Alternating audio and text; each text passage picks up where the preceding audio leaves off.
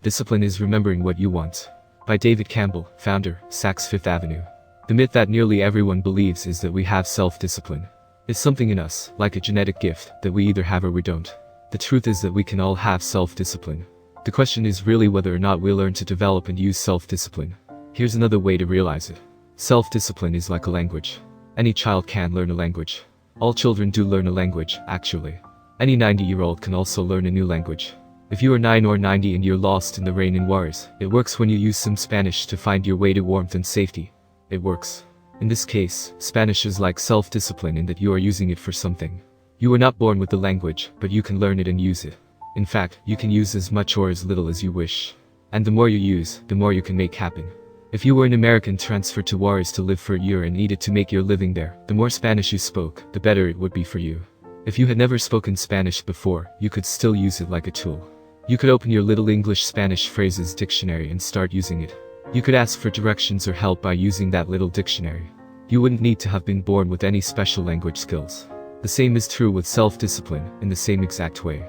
Yet most people don't believe it. Most people think they either have it or they don't. Most people think it's a character trait or a permanent aspect of their personality. That's a profound mistake. That's a mistake that can ruin a life. But the good news is that it is never too late to correct that mistake in yourself and your people. Listen to how people get this so wrong.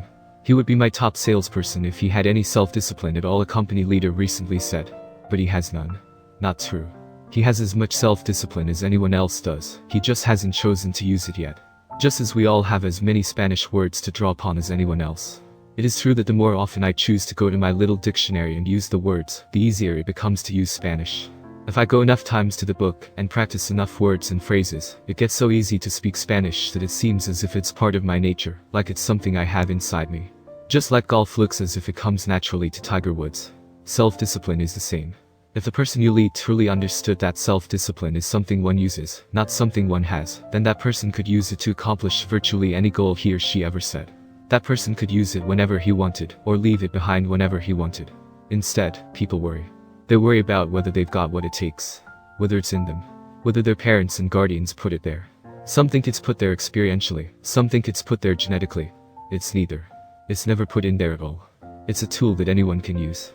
Like a hammer. Like a dictionary. Enlightened leaders get more out of their people because they know that each of their people already has everything it takes to be successful. They don't buy the excuses, the apologies, and the sad fatalism that most non-performers skillfully sell to their managers. They just don't buy in.